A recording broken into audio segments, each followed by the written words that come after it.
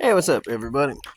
Bobby Duncan here, and I went to Dollar General earlier today. This is a relatively new Dollar General in one of the neighboring little tiny towns. It's basically like go the same amount of distance, but in a different direction, kind of thing. So I go there to get ice because today is like July 21st, July 22nd, I don't know. But it's like 107 degrees today. So I go there to get ice. Next to the dumpster is pallets. These pallets. So I go inside and I ask the lady, I go, hey, you guys are a new Dollar General store. Do you got a pallet guy yet? You got a guy that just comes by and picks up the wooden pallets? She said, no. And I keep yelling at them to take their pallets with them, and they never take their pallets. So I said, well, I kind of basically got a pallet guy now. Let me take your pallets. So, even though it was painfully obvious, she even said, you'll notice that they're painted by the color. Or the company painted the color. And I was like, yeah, okay, whatever. And I'm not paying attention. And then I get to the dumpster where the pallets are. Blue would be the Pepsi products, because blue is Pepsi. That's what comes in pallets, especially 12 packs and 2 liters and bottles and 6 packs and all that. Heavy duty, high quality build.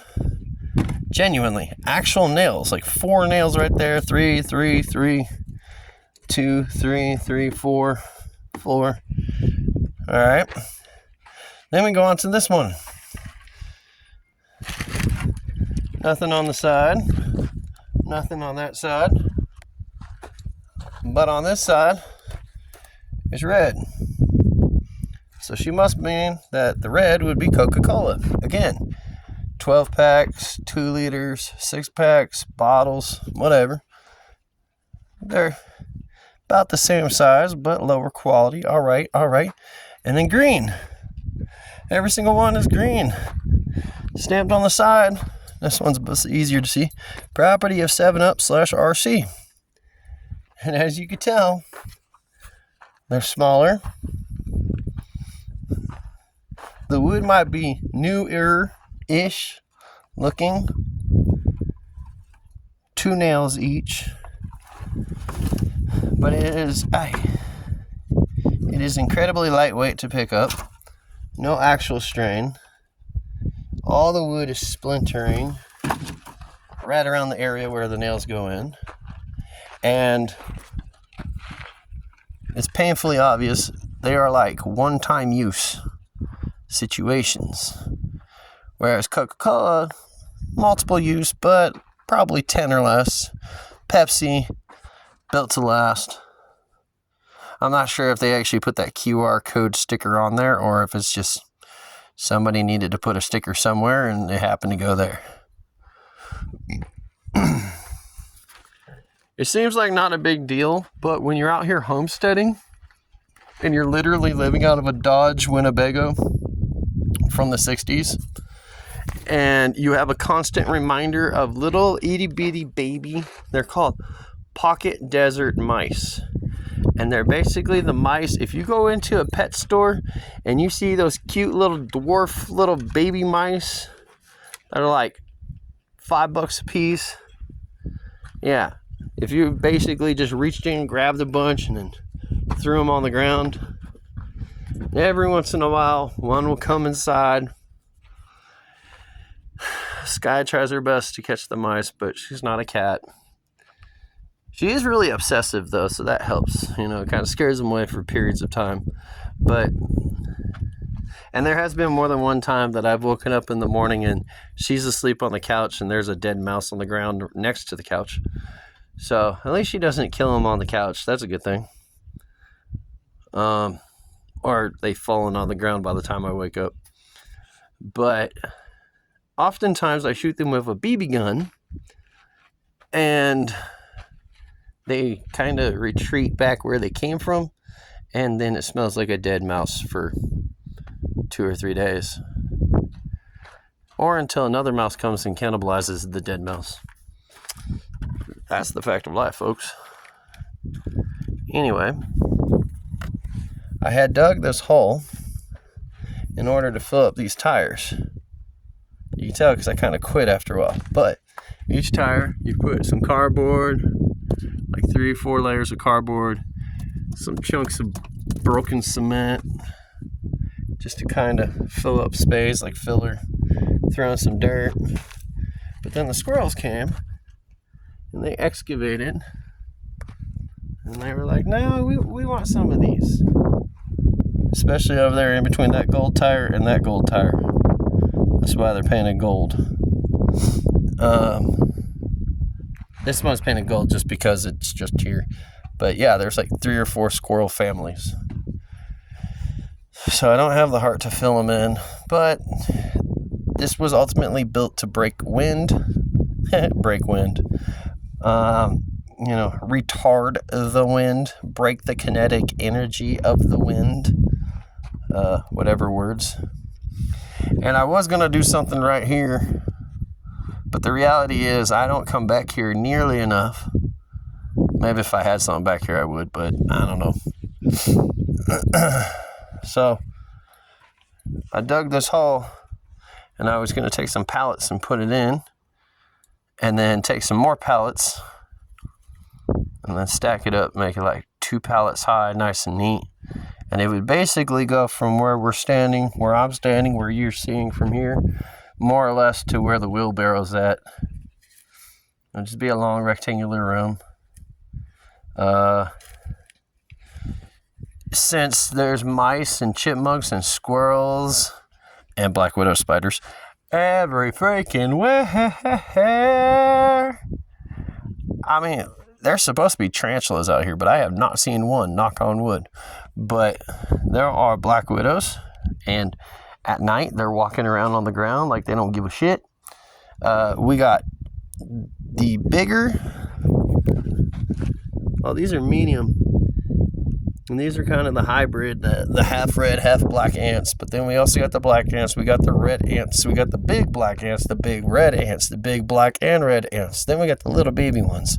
Then we got the ones that are like microscopic almost, like city ants. And then there's squirrels and chipmunks, cottontail bunny rabbits and jackrabbits. There's all sorts of stuff out here. So I think as far as furniture and whatnot, I'm thinking like outdoor furniture, because it's comfortable enough that if you want to fall asleep, sure, you can fall asleep, but like, let's go ahead and take those cushions inside, or let's clap out the cushions before you sit down. Not to the point of a couch where you actually sit down, sink inside, and all of a sudden a mouse comes running across your lap, and you're freaking out, but you don't have the strength to sit up, and next thing you know, you shit yourself as you're standing. Apparently that's the thing that people do. And then it would be basically, here's the wheelbarrow, and then there's the busted out tire, more or less. And I mean, if you look at it square foot by square foot, yeah, this curves a bit, and this is a little bit more straight. And the door would be essentially where I'm standing right now. But if done right, in theory, and it's just a little bit taller than these tires, which this isn't a good spot for me. Guess I'll go stand next to the tire. Alright, this is flat. So let's not bullshit ourselves. Tires are the same height as me. Yep. Okay. And that's just the first break. I would still, do the studs in the wall and all that would go, alongside it. But it would basically be like a retainer wall that's in your face. Building right up against a retainer wall, windbreaker wall thing. And the theory would be that if big fat IF, capital I, capital F, highlight that shit, couple times. Let's go ahead and use neon orange. It's a good color. Let's underline it 3 or 4 times. If. Let's go ahead and make it in bold and italic. If I were to go into town, and if I were to find a human being who is like, hey, I live in my car. I live in the parking lot of an Albertsons. I hate it here. I want a homestead. I want to grow vegetables and fruit and do stuff that normal people do, but outside of the box, such as homesteading or homesteading-like. I would then have a dwelling where I go, hey, here's a place for you, and your door, because you can see through here. I haven't actually made the wall, but like that door's right there, so they wouldn't feel comfortable coming and going as they please, which, I mean, you're 15 miles away from home. You're not really coming and going as you please, unless you have your own vehicle. But, and even then, I'm on 3 acres of land. Let's take you on up. I'm pretty sure we could accommodate you in some form or fashion. Whee! I mean, on the other side of that wall is really flat. It just doesn't look like it. And actually, there's a driveway that then goes over here, and then it goes to probably the silver bar that you can just barely make out over there, right to the left of the boat. Hey, I have a boat and 2 jet skis. Yeah. And I'm 2,550 feet above sea elevation in the high desert. I can technically say I own a boat and 2 jet skis. So, these windmills moving means that it's at least 15 to 20 mile an hour winds. The sun is a little bit bigger than four fingers to the horizon, which means probably about 5 or 6 p.m. We got to get 2 hours of sunlight or so. We're going to have light. From that tire to that wheelbarrow, that's a big old diagonal, but it would kind of come over here and then come over here. It would not be a perfect rectangle. I know that because that's not what I'm trying to design. I'm very much like Willy Wonka. I don't like conventional shapes. I don't like conventional things. As a matter of fact, their little shanty house, that's the back part, the white part right there on the left side of the screen. That's a slide-on camper shell thing that goes on the back of a pickup truck. They're actual shanties in the shape of a J. And then they added on a bathroom, and then they added on another littler J where it's more natural wood. So like they're completely like Willy Wonka, non-conventional. And then I got the RV. And outside the RV is a shed, but I refused to build the freaking roof because, well, I was too busy paying for the land. Now that that's done, let's see. And then that's the original shed. That's the very first thing I ever truly built. I think it's like 600 feet. I didn't even measure it. Same thing with this one.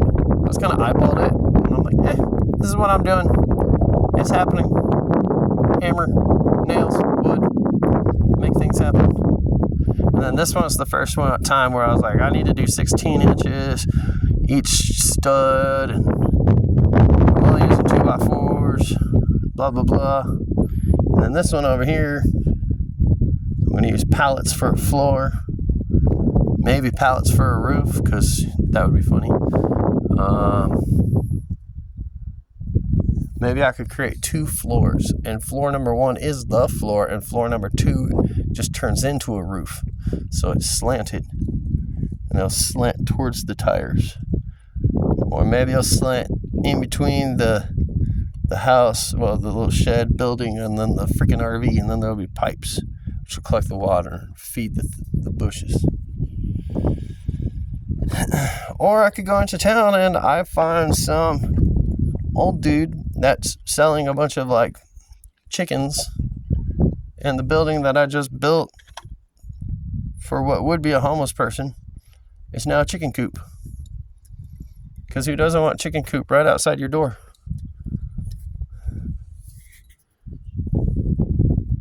What could possibly go wrong there? Anyway,